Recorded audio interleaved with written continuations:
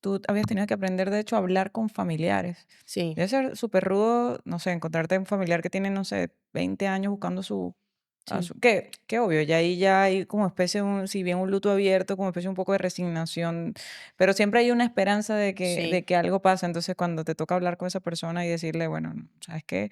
Ya definitivamente lo encontramos, debe ser una mezcla sí. complicada de emociones entre por fin voy a darle paz y cierra esto, y por otro lado, la certeza de que ya definitivamente esa persona murió y que esa esperanza se terminó, ¿no? Sí. En general, nosotros, claro, no en cualquier lugar los antropólogos tienen que lidiar o hablar con los familiares, pero particularmente en Venezuela, nosotros somos los que hablamos con ellos para obtener toda la información, por ejemplo, toda la información antemortem de la persona que esté desaparecida o fallecida.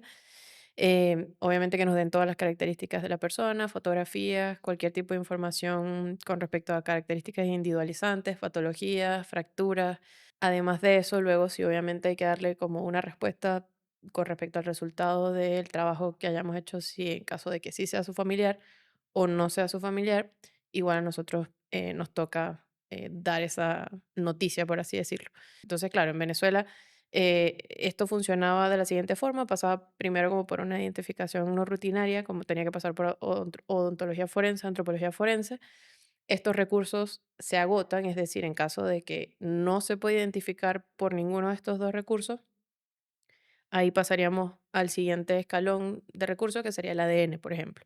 Entonces, claro, ¿qué pasaba? Si estos familiares se negaban o no aceptaban que desde odontología o antropología se les dijera que realmente sí era su familiar, la opción que venía después era simplemente escalar este tema del ADN. Entonces, claro, nosotros igual estamos ahí para respetar y acompañar al familiar, entonces, claro, o sea, como que aceptamos, bueno, está bien, no hay ningún problema. Ahora el siguiente paso, en este caso de que usted no acepte que realmente o sea este su familiar, tendría que pasar entonces por un proceso de ADN y le explicábamos que igual era un tema un poco más tardío porque hay mucha tardanza con el tema del ADN, es más costoso, etcétera, etcétera, etcétera.